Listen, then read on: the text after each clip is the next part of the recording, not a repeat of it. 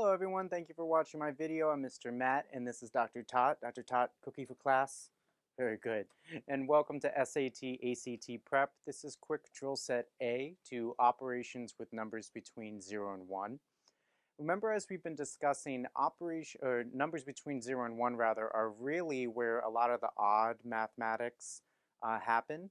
And we can use that to our advantage because it's not just odd, it's mere opposite results as we would normally predict from conventional values. And by conventional, I mean just greater than 1 is really what I mean. But integers, as compared to integers that are greater than 1, quote unquote, normal numbers, numbers in between 0 and 1 have the opposite predictive outcomes. When we're multiplying, dividing, exponentiating, which is just raising something to a power, or rooting. So we're going to look at a few examples. I'll share my screen with you. If you have any questions, please drop a comment below. Also, if you find these videos helpful, then please like and subscribe, and welcome to all my new subscribers. I appreciate you. And so this document for today's lesson will be found on CLC's website, Certified Learning Center's website. Just make sure that you locate that document number, reference number 1005-7, then you know that you're at the right place. The PDF and the Word document, the link will be included in the description or directions to get the document. Otherwise, I recommend that you pause the video, attempt the problem after we read it together, and then unpause the video to see the solution. So question number 1 asks, if a is greater than 0 and less than 1, which of the following is listed in ascending order? We have a squared, we have the square root of a, we have a to the 3rd power, and we have a raised to the 1/3 power. So take a few moments and solve that problem, please.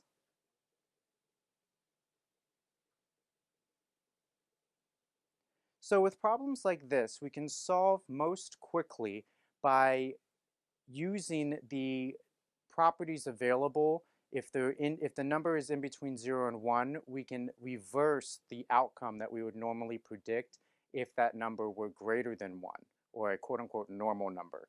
So I'm going to draw a little table, and I'm going to just imagine two different criteria here. So we're going to examine the expressions a squared, a cubed, the square root of a, and a to the 1/3 power, which remember we can translate that into just the 3rd root of a. This is also the square root of a. If we don't have an index value listed, it's implicitly the square root. I converted that fractional exponent using this conversion equation. So anything raised to a fractional exponent, the denominator becomes the index value of the radical. The numerator remains the exponent of the base. So a raised to the m divided by n power is equal to the nth root of a to the m. So that's how I converted. And most commonly that comes up because a to the 1/2 power is the square root of a to the 1/3 power is the 3rd root of a to the 1/4 power is the 4th root of a, so on and so forth. So you see that pattern. You will see sometimes it having a coefficient, a numerator value as well, but we'll get more into that in another video. Here, if we just examine two different conditions, if a is greater than 1, or if a is in between 0 and +1. So normally, just start with the left-hand column. If a were greater than 1 and we squared a, we would normally expect that to increase. If a is in between 0 and 1, therefore, the opposite effect is going to happen. A is going to decrease. Normally, with the second row, if we were to take the value a, and if a were a normal number greater than 1, and we cubed a, we raised it to the 3rd power, we would normally expect it to increase, and we would expect it to increase to a greater extent than if we just squared it, as in the first row. So if the number is in between 0 and 1, or if a is in between 0 and 1, it's going to decrease, and it's going to decrease to a greater extent. Normally, if a were a quote-unquote normal number and we took the square root of a, we would expect it to decrease. So if a is in between 0 and 1, the opposite is going to occur and it's going to increase. Normally, if a were greater than 1 and we took the cube root, we would expect it to decrease, and we would expect it to decrease to a greater extent than just the square root. So the opposite is going to occur if a is in between 0 and 1. So setting this table up and then reversing the outcome allows us to conceptually map out least to greatest without actually computing any rather complex values. Because sometimes this wouldn't necessarily always occur on a calculator allowed section. So they do require you to be able to conceptually understand which of these values would be greater depending on the value of a. So if we're listing these values in ascending order, ascending is least to greatest. So again, we're looking at the second column here. The smallest value would be a to the third with the 2 down arrows, then a squared with the 1 down arrow, and then the square root of a with 1 up arrow, and then the cube root of a, which is the same thing as a to the 1/3 power with 2 up arrows. So our answer here is going to be C, a to the third, a squared, the square root of a, and followed by a to the 1/3 power. Question number 2 asks, if a is greater than 0 and less than 1, which of the following is listed in ascending order? And we have a to the third, a to the -1 power, a to the -2 power, a squared. So take a few moments and solve that problem, please.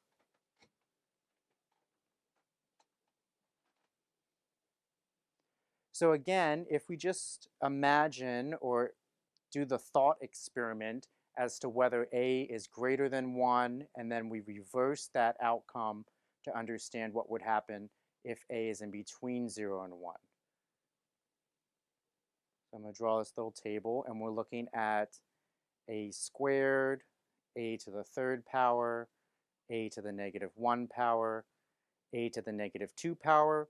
Remember that anything raised to a negative exponent is just equal to 1 over that value raised to the positive version of that exponent. So you just turn the exponent positive and put everything under 1.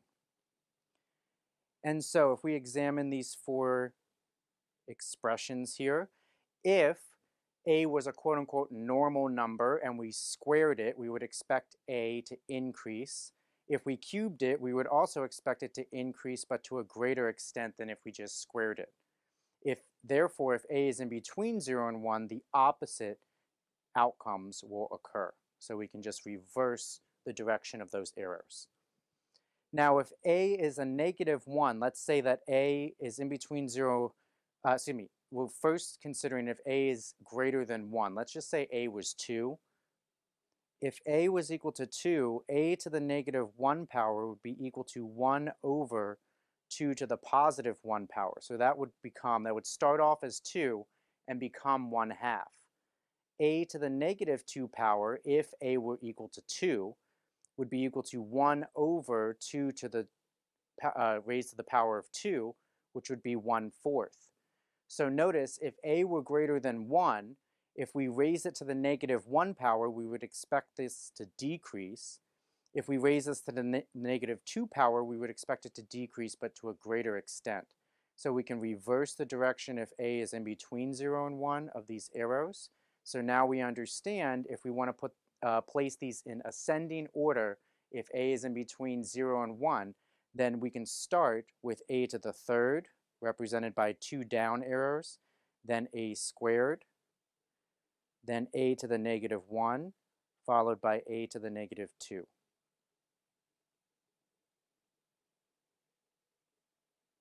And that's going to be answer selection B.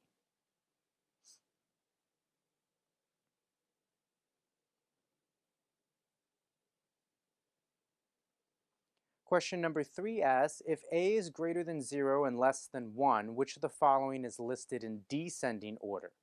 We have a to the 7/3 power, a to the 4/3 power, a to the 1/3 power, and a to the 2/3 power. So take a few moments and look at that problem, please.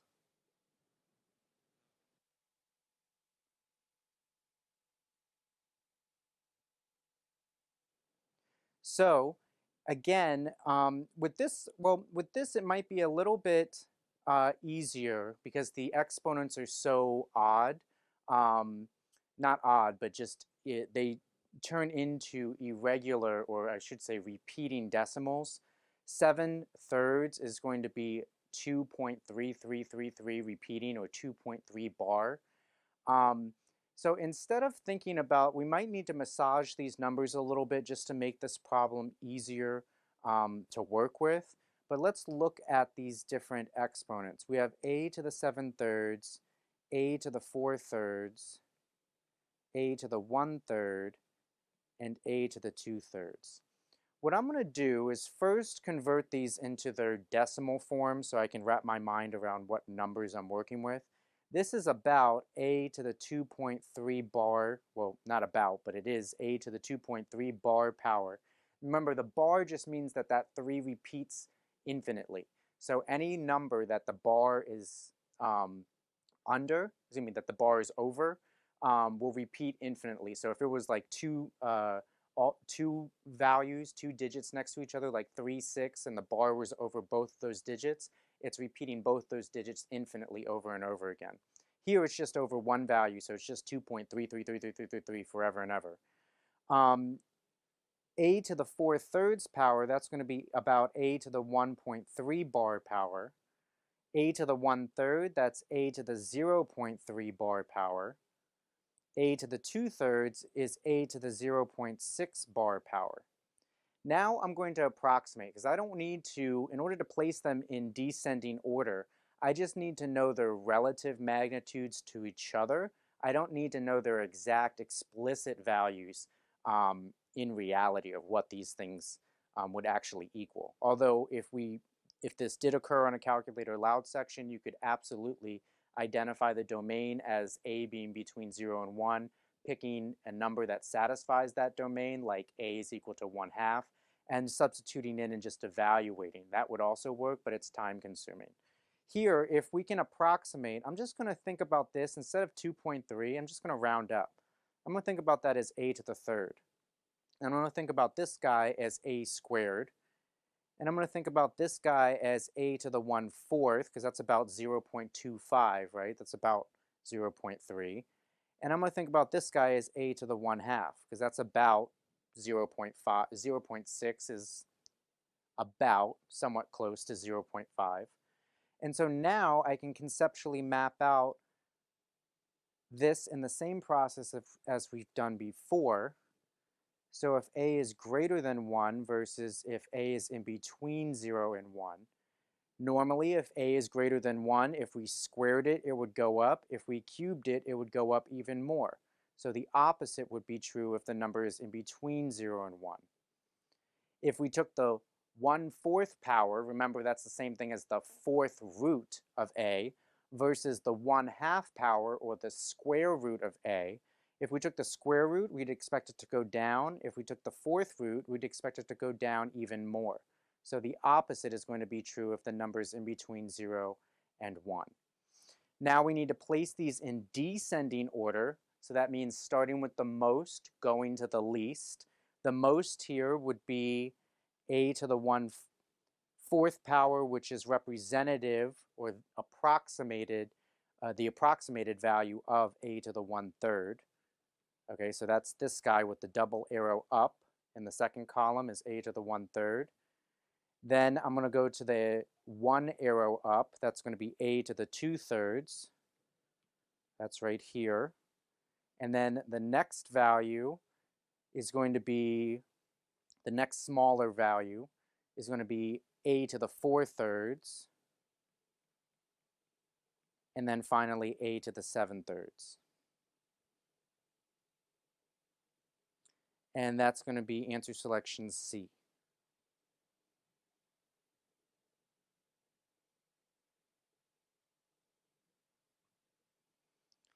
Question number 4. If a is less than -1, which of the following is listed in ascending order? We have a squared, a cubed, a to the 4th power, and a to the 5th power. And just a hint, remember that exponentiations, even exponentiations will always turn positive. Odd exponentiations will retain the negativity if the value is originally negative. So in other words, if you raise a negative number to an even exponent, it's going to turn positive. But if you raise a negative number to an odd exponent, it's going to remain negative. So take a few moments and attempt number 4, and then go through this, unpause the video to watch the solution.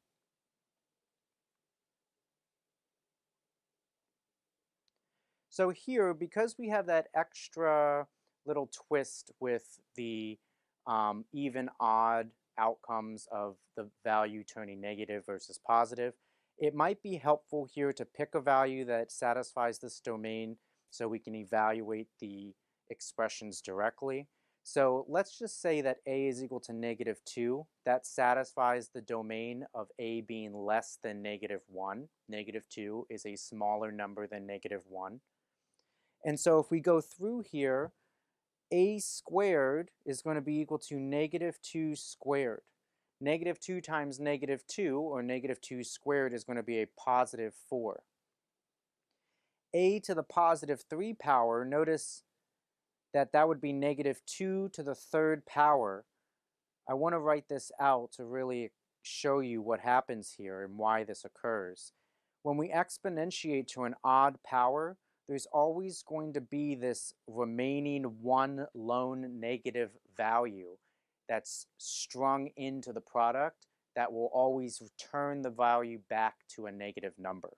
So notice that these two negatives will make a positive, but then we have that last -2 that will ultimately always turn that the initial, even if you had multiple pairs that came before, any odd exponentiation will always retain the negativity because of that lone negative number that's left along. So this would be -8. A to the 4th, however, would be -2 to the 4th power. That would be -2 times -2 times -2 times -2. Here, we have two pairs. These two will multiply together. They're both negative and they'll turn positive. These two will multiply together and turn positive, and a positive times a positive will still be positive. So this is going to be +16. A to the 5th power, however, is going to be -2 raised to the 5th power. This is going to be -2 times -2 times -2 times -2 times -2. -2 times itself 5 times. And here we run into that problem again because these two are fine, they turn positive, and these two are fine, they turn positive. But we're left with that one remaining -2, and that will always revert that back to a negative product. So our answer here is going to be -32. Now we're trying to list these in ascending order. Ascending is going up, starting with the least, going to the most. So I'm going to start with the most negative number, which is a to the 5th power, followed by a to the 3rd power. Then we have a to the 2nd power. And lastly, a to the 4th power is the largest value. And that's going to be answer selection D.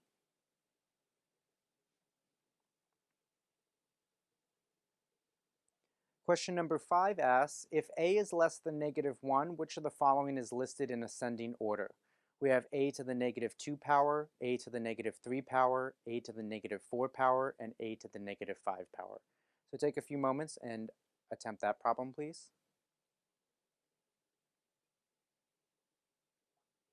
So again, this guy is going to get really conceptually messy, so it might be best here to just identify the domain as being less than -1 and picking an easy to work with number like -2.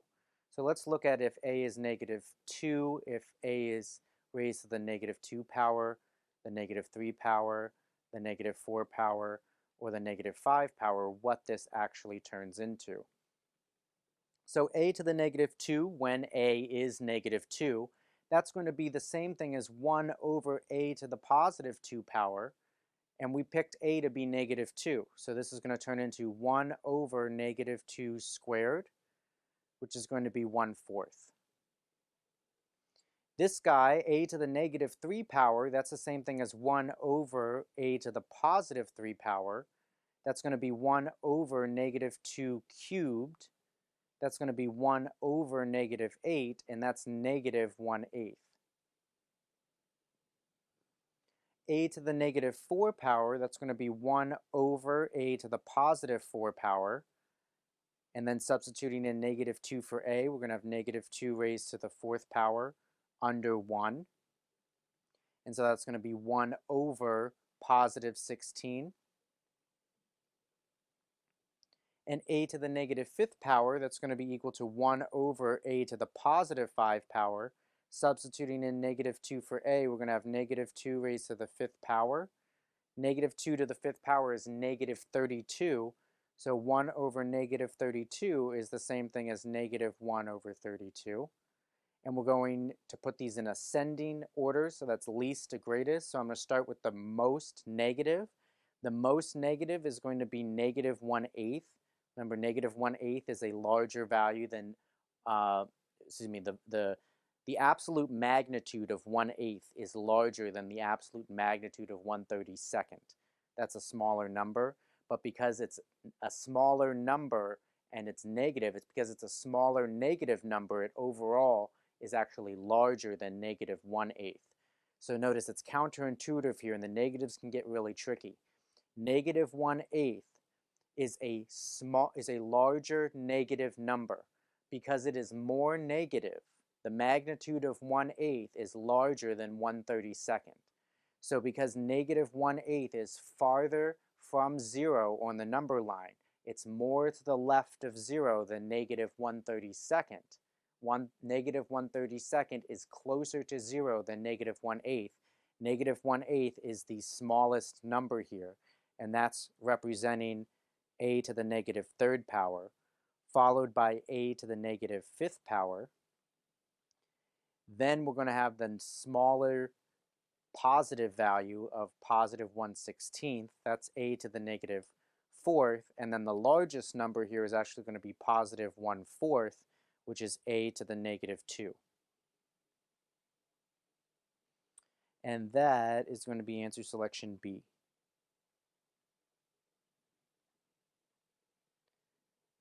Lastly, number 6 asks, if a is less than negative 1, which of the following is listed in ascending order?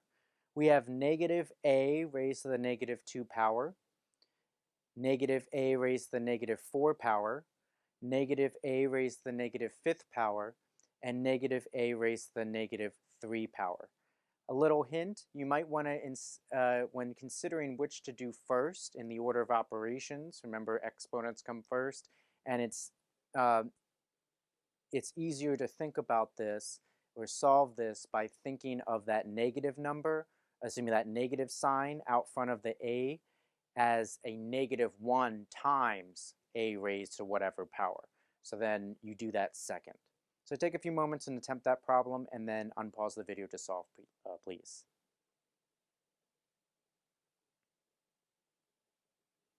So if a is less than negative 1, let's just say a is equal to negative 2. And then let's look at what happens when we substitute in negative 2 into these different expressions. Negative a to the negative 2, negative a to the negative 3, negative a to the negative 4, and negative a to the negative 5. So this guy first is going to turn into 1 over negative a squared. Substituting in negative 2, this is going to be 1 over negative times negative 2 quantity squared. That's going to be 1 over a negative times a positive 4. So notice the negative 2 squared turns into a positive 4, but we still have that outside negative sign that's going to turn the whole thing negative into negative 1/4. The second value, negative a raised to the negative 3rd power, that can be converted into a positive exponent by putting everything over 1. So we're going to have 1 over negative a raised to the positive 3rd power.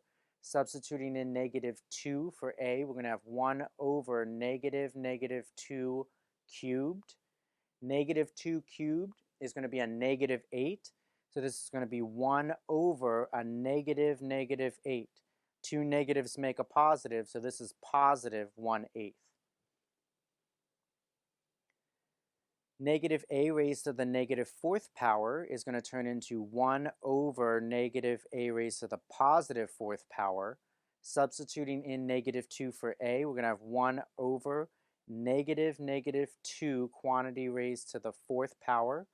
Negative 2 to the fourth power is going to be a positive 16.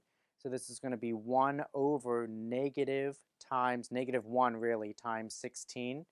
And that's going to be a negative 1/16. Remember, when we exponentiate a negative number to an even power, it's going to eliminate the negativity.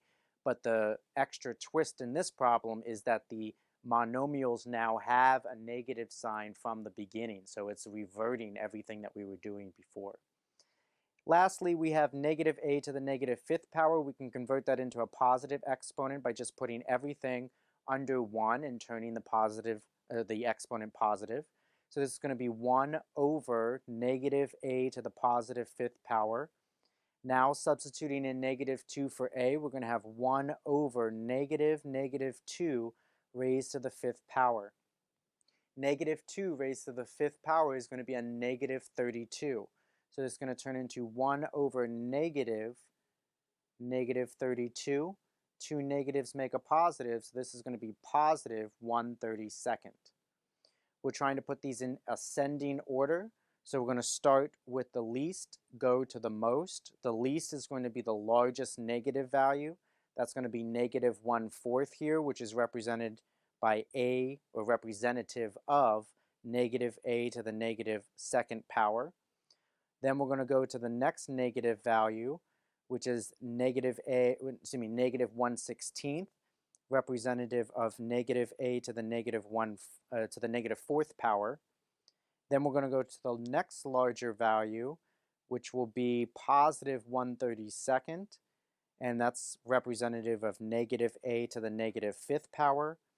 And then lastly, we're going to end on the greatest value, which would here evaluated into positive 1/8, and that's representative of the expression negative a to the negative third power. And so that is going to be answer selection A.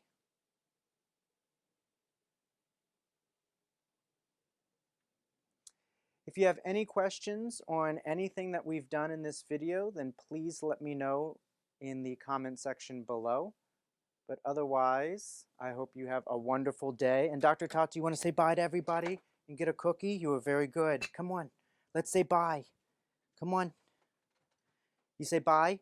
Say bye. There you go. All right. Thank you guys very much for watching. If you find these helpful, then please like, subscribe, and share with your friends. And I hope you have a wonderful night, and I'll talk to you soon.